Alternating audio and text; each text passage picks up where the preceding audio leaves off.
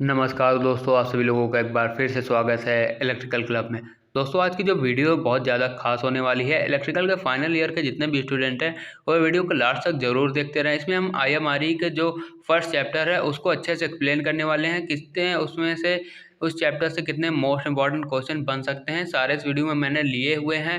ये जो first chapter आप लोग का है बहुत ही बोरियत भरा चैप्टर है। बहुत सारे स्टूडेंट इस चैप्टर को नहीं पढ़ते हैं, छोड़ देते हैं, लेकिन इससे कई सारे एग्जाम में इंपॉर्टेंट क्वेश्चन पूछे जाते हैं। तो वही सारे आप लोग को इस वीडियो में देखने को मिलेगा। तो दोस्तों चलिए वीडियो को स्टार्ट कर लेते हैं, लास्ट तक जरूर बने रहिएगा। तो दोस्तों इस वीडियो में मैं आप लोगों को टॉपिक वाइज ना बता करके आप लोग को क्वेश्चन वाइज समझाने वाला हूं, ताकि आप लोग को ज़्यादा समझ में आए किस प्रकार से आप लोग को क्वेश्चन पूछा जाता है। आप लोग टॉपिक वाइज पढ़ लेते हैं, बाद में क्वेश्चन थोड़ा सा घुमा दिया जाता है तो आप लोग कंफ्यूज हो जाते हैं। साथ ही आप लोग को लिखने का मेथड भी बताएंगे, किस प्रकार का क्वेश्चन का आंसर लिखा जाता है और ज़्यादा से ज़्यादा नंबर किस प्रकार से आप लोग को मिलेंगे। तो फर्स्ट चैप्टर में जितने मोस्ट इंपॉर्टेंट क्वेश्चन बन सकते थे मैंने सारे इस वीडियो में लिया हुआ है। तो चलिए फर्स्ट क्वेश्चन देख लेते हैं। यहाँ पर किस प्रकार से क्वेश्चन आता है, किस प्रकार से को लिखा जाता है, सारा कुछ आप लोग बिल्कुल ध्यान से देखिए और समझिएगा। वैद्युत अनुरक्षण एवं मरम्मत में प्रयुक्त औजार एवं उपयंत्रों को समझाइए। बहुत ही ज़्यादा इंपॉर्टेंट क्वेश्चन है। आप लोग के बुक में जो दिया हुआ है काफ़ी लेंथी दिया हुआ है सार्थक की बुक में, लेकिन ऐसा नहीं। आप लोग का किस प्रकार से इसको लिखा जाता है इसका मेथड समझिएगा आप लोग। तो दोस्तों इस क्वेश्चन में आप लोग को बताना है कि जो भी विद्युत में इलेक्ट्रिकल की जो भी सप्लाई होती है, जो भी हमारे बोर्ड पैनल वगैरह होते हैं, उनमें हम लोग जो अब अनुरक्षण करते हैं या फिर उनकी मरम्मत करते हैं, उसकी रिपेयरिंग करते हैं, तो उसमें कौन कौन से हम औजार की आवश्यकता होती है और कौन कौन से उपयंत्र। तो आप लोग हेडिंग डालेंगे वैद्युत अनुरक्षण में प्रयुक्त, यानी कि इलेक्ट्रिकल मेंटेनेंस में प्रयुक्त होने वाले औजार एवं उपयंत्र। औजार एवं उपयंत्र दोनों अलग होते हैं। औजार हमारे टूल्स होते हैं और उपयंत्र को हम लोग बोलते हैं इक्विपमेंट। तो यहाँ पर आप लोग को किस प्रकार से सबसे पहले इसकी डिफिनीशन लिखना पड़ेगा। सबसे पहले वैद्युत अनुरक्षण एवं मरम्मत करने के लिए हमें अच्छे गुणवत्ता के औजार एवं उपयंत्र की आवश्यकता होती है, जो कि निम्न प्रकार के होते हैं। तो सबसे पहले आप लोग को इसकी डिफिनीशन लिखना है, फिर इसके टाइप्स लिखना है। टाइप्स में आप लोग के 5 प्रकार के होते हैं, तो यहाँ पर आप लोग को 5 प्रकार वो लिख देना है। सबसे पहला होता है हमारा हस्त औजार, दूसरा होता है अनुरक्षण उपकरण, तीसरा है संतुलन उपकरण, चौथा है परीक्षण उपकरण और छठवां हमारा है कार्यशाला उपकरण। तो ये हमारे 6 प्रकार के जो हैं यहाँ पर सबसे पहला हमारे हस्त औजार आते हैं, इसके बाद सारे हमारे उपकरण आते हैं। तो देखिए इसकी डिफिनीशन भी आप लोग को लिखना होगा, तभी आप लोग को पूरे 5 नंबर मिलेंगे। तो सबसे पहले आप लोग को हेडिंग डालना है हस्त औजार, यानी कि हैंड टूल्स। हस्त औजार वह औजार होते हैं जिनकी सहायता से मरम्मत करते हैं। यह विभिन्न प्रकार के होते हैं, जैसे पेचकस, प्लास, हथौड़ी, रेती, आरी। ये सारे हमारे क्या होते हैं, हैंड टूल होते हैं, जिनके प्रकार से हम जिनकी सहायता से हम इलेक्ट्रिकल की मरम्मत कर सकते हैं, वो ये प्रकार के टूल होते हैं। अब दूसरी हेडिंग आप लोग को डालना है। जब भी यहाँ पर हेडिंग यहाँ पर बताया गया है पॉइंट, सभी को आपको हेडिंग बना के लिखना है। सेकंड हम लोग डालेंगे मेंटेनेंस इक्विपमेंट, ऐसे उपकरण जिनकी सहायता से हमें समय समय पर किसी मशीनरी यंत्र का अनुरक्षण करते हैं। उसके हमें कैसे होते हैं इक्विपमेंट, वो हमारा होता है जैसे micrometer, wire gauge, air pressure, gun. ये हमारे क्या होती हैं, अनुरक्षण यानी मेंटेनेंस के समय जो भी हमें इक्विपमेंट की आवश्यकता होती है, वो ये इक्विपमेंट हमारे होते हैं। नेक्स्ट होता है संतुलन, यानी कि बैलेंसिंग, बैलेंस करने के लिए कौन कौन से हमारा इक्विपमेंट लिए जाते हैं। ऐसे उपकरण जिनके द्वारा हम गतिज व स्थैतिज संतुलन बनाने के कार्य करते हैं, संतुलन उपकरण कहलाते हैं। ये आप लोग का डिफिनीशन है। इसके बाद एग्जाम्पल में आप लोग इलेक्ट्रिक तराजू देखा होगा, कांटा जिससे हम लोग वजन वेट करते हैं, वो हमारा क्या है, एक बैलेंसिंग उपकरण है। तो आप लोग यहाँ पर लिख सकते हैं, और आपके मन में जितने भी आते हो याद हो वो सारे यहाँ पर एग्जाम्पल में लिख सकते हैं। सेकेंड आता है परीक्षण उपकरण, टेस्टिंग इक्विपमेंट क्या होता है। तो दोस्तों यहाँ पर आप लोग के जो, अगर मैं पॉइंट वाइज पॉइंट आप लोग को समझाऊंगा तो वीडियो बहुत ही लेंथी हो जाएगी। आप लोग सिंपल सा फंडा समझिए। जो भी आप लोग की हेडिंग होती है, हेडिंग में आप लोग को सीधे सीधे आप लोग को हेडिंग से ही समझना है कि उसके अंदर क्या लिखना है। जैसे कि हमारा होता है परीक्षण उपकरण, यानी कि हम लोग समझ रहे हैं कि यहाँ पर टेस्टिंग के लिए जो भी हमारे इक्विपमेंट होते हैं उनके बारे में लिखना है। आप लोग जैसे परिभाषा बनाना चाहें तो देख लीजिए, वह उपकरण जिनकी सहायता से किसी पदार्थ, राशि, मात्रा का परीक्षण करते हैं, यानी टेस्टिंग करते हैं। जैसे हम वोल्ट मीटर लेते हैं, एमीटर लेते हैं, किस चीज़ को माप रहे हैं, तो वो हमारे क्या होते हैं, टेस्टिंग इक्विपमेंट।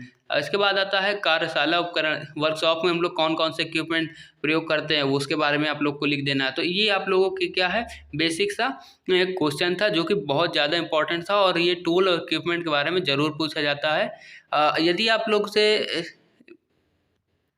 इंटरव्यू में इस चैप्टर से यदि कोई क्वेश्चन लेता है तो आप लोग को इसमें इस प्रकार के ऑप्शन या क्वेश्चन नहीं देगा, सीधे आप लोगों को क्या देगा कि यहाँ पर जैसे हैंड टूल है तो हैंड टूल की लंबाई कितनी होती है, हैंडल का साइज कितना होता है, ये ऑब्जेक्टिव क्वेश्चन इससे बहुत सारे बनते हैं तो वो ज़्यादा पूछा जाता है। लेकिन आप लोग का क्या है ऑनलाइन एग्जाम नहीं है, ऑफलाइन है, आप लोग का क्वेश्चन आएगा उसका आंसर लिखना होगा, तो इसी प्रकार से आप लोग लिख सकते हैं। दूसरा जो है बहुत ज़्यादा इंपॉर्टेंट क्वेश्चन है सुरक्षा कोड यानी सेफ्टी कोड क्या है समझाइए। अब सेफ्टी कोड आप लोग को शॉर्टकट में मैं समझा देता हूँ, यहाँ पर मैंने काफ़ी कुछ लिख दिया, आप लोग स्क्रीनशॉट ले सकते हैं और अपने नोट्स भी बना सकते हैं। अदरवाइज आप लोग के एग्जाम के टाइम में ये सारी नोट्स मैं प्रोवाइड करा दूंगा। तो देखिए आप लोग सेफ्टी कोड क्या होता है। सेफ्टी यानी कि सुरक्षा कोड। सुरक्षा कोड का मतलब होता है कि एक तरह से सेफ्टी नियम, ये आप लोग के सेफ्टी नियम जितने भी यहाँ पर आप लिख सकते हैं, मैंने यहाँ पर 8 लिख दिया हुआ है इंपॉर्टेंट। आप जितने भी लिख सकते हैं आप लोग को समझा देते हैं क्या होता है, आप लोग अपने मन से लिख सकते हैं, अपने मन से नोट्स बना सकते हैं। सुरक्षा कोड एक सेफ्टी कोड होता है जो एक प्रकार का सभी इंडस्ट्रियों में लागू होता है कि जैसे आप लोग ने वर्कशॉप जाते हैं या फिर इलेक्ट्रिकल की लैब जाते हैं तो वहाँ पर कई सारे आप लोग को नियम समझाए जाते हैं कि गीले तारों को नहीं छूना है, नंगे पैर नहीं छूना है, या फिर किसी भी सप्लाई अगर चल रही तो उस पर बिल्कुल हाथ पैर ना लगाएं, मोटर वगैरह कोई भी यदि मशीन चल रही तो उस पर हाथ ना टच करें। इसके अलावा उसको जो भी है हमारा बटन के बारे में जानकारी होना चाहिए सारे। यहाँ पर जैसे कि यहाँ पर देखिए फर्स्ट पॉइंट क्या है, चालू हालत में परिपथ से दूर रहना चाहिए। तो ये बहुत ही इंपॉर्टेंट ऐसे आप लोग को लिखना है। यदि पानी या केमिकल की किसी यंत्र पर गिर जाता है तो उसे छूना नहीं चाहिए, उससे अप्लाई नहीं छूना चाहिए।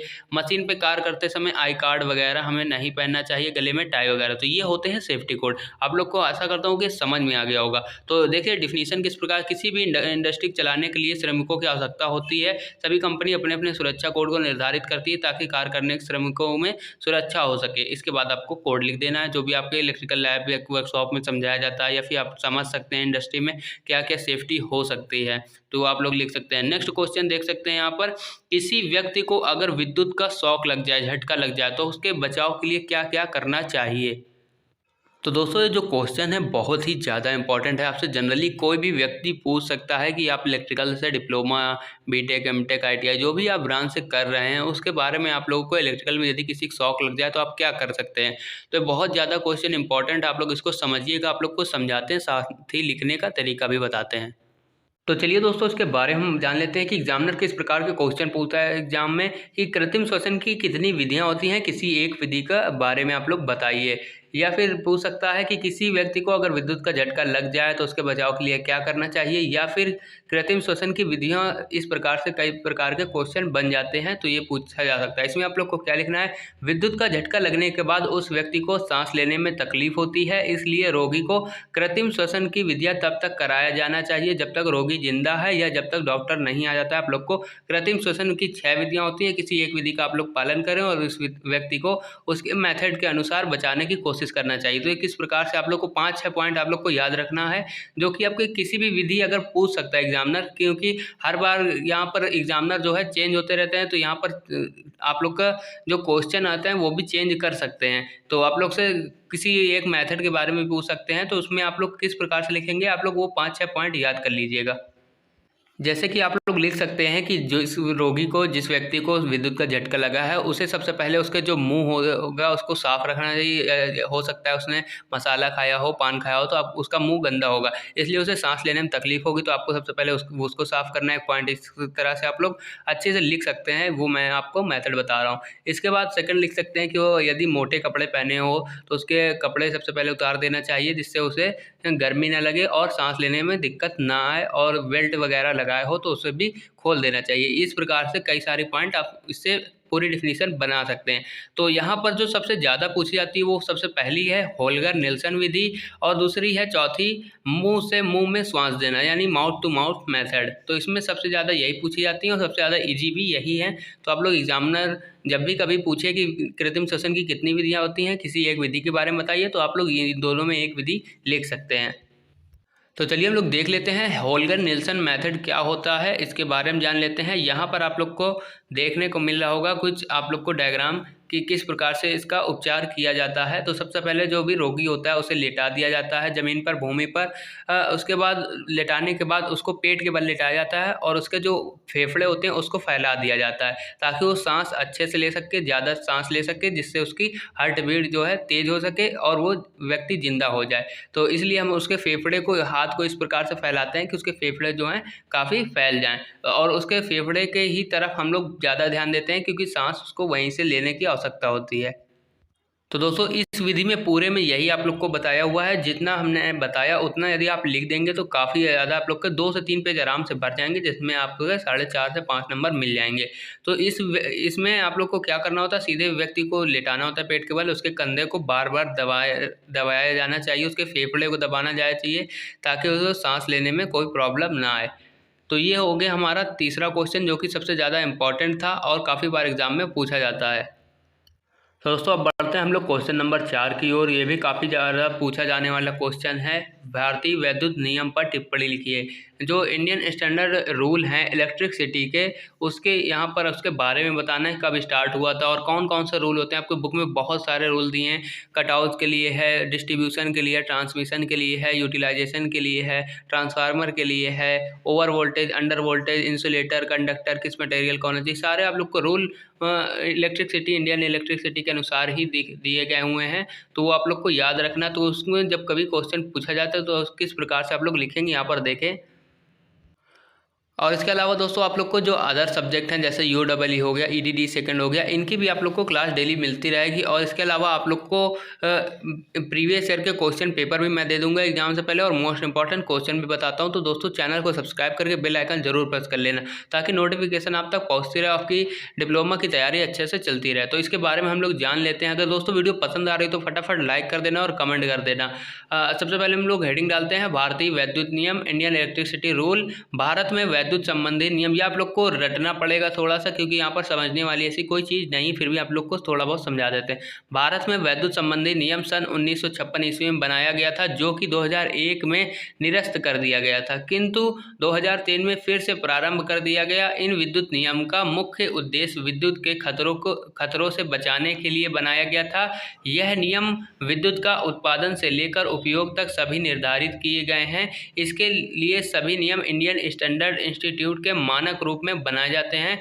विद्युत के अब तक 29 से लेकर 93 नियम बनाए गए हैं। बहुत ज़्यादा इंपॉर्टेंट है दोस्तों। इसके अलावा एग्जामिनर आपसे इस तरह से भी पूछ सकता है कि नियम 32 क्या कहता है, नियम 46, 49, 52, इस प्रकार से जो 29 से लेकर 93 तक संख्या हैं उनमें से किसी भी संख्या का नाम लेकर आपसे पूछ सकता है कि इस रूल नियम के अंतर्गत कौन सी आप लोग को सप्लाई या किस प्रकार का रूल नियम बताया गया उसके बारे में लिखिए। तो यहाँ पर बताया गया है जो इंडियन स्टैंडर्ड रूल है वो 1956 में बनाया गया था, 2001 में फिर इसको रद्द कर दिया गया था, फिर 2003 में इसको चालू किया गया था। इसका मेन कारण था कि इससे बिजली से खतरों से जो भी लोग मर जाते हैं उनकी सेफ्टी के लिए। और यहाँ पर जो है सारा जो रूल बनाए गए हैं वो इंडियन स्टैंडर्ड इंस्टीट्यूट यानी कि ISI के तहत बनाए गए हैं। अब हम यहाँ पर एक एग्जांपल के लिए, जैसे हमने यहाँ पर 5 नंबर का क्वेश्चन है तो इतना लिखेंगे। इसके बाद किसी एक नियम का, जो सबसे पहला नियम है उसको यहाँ पर हम लोग लिख दिया है कि नियम 29 में क्या क्या वैद्युत सप्लाई के लिए मशीन बनाना, उसको लगाना और उसकी सुरक्षा के बारे में यहाँ पर बताया गया। सभी विद्युत की लाइन व मशीनों को अधिक मजबूत व सही आकार के होने चाहिए ताकि जल्दी टूटे या खराब ना हो, जिससे किसी को खतरा हो। यह समस्त कार्य ISI के अनुसार होने चाहिए, यानी कि इंडियन स्टैंडर्ड इंस्टीट्यूट के अनुसार ये सारे कार्य होने चाहिए। तो दोस्तों फर्स्ट चैप्टर से जितने भी मोस्ट इंपॉर्टेंट क्वेश्चन बन रहे हैं वो 4 क्वेश्चन इसमें बने हुए हैं फर्स्ट चैप्टर से, तो उनको मैंने इस वीडियो में ले लिया है। आप लोग को आशा करता हूँ कि सारे पसंद आए होंगे और आप लोग अच्छे से अब एग्जाम में लिख भी पाएंगे और क्वेश्चन को समझ भी गए होंगे। तो दोस्तों मिलते हैं नेक्स्ट वीडियो में, तब तक के लिए जय हिंद।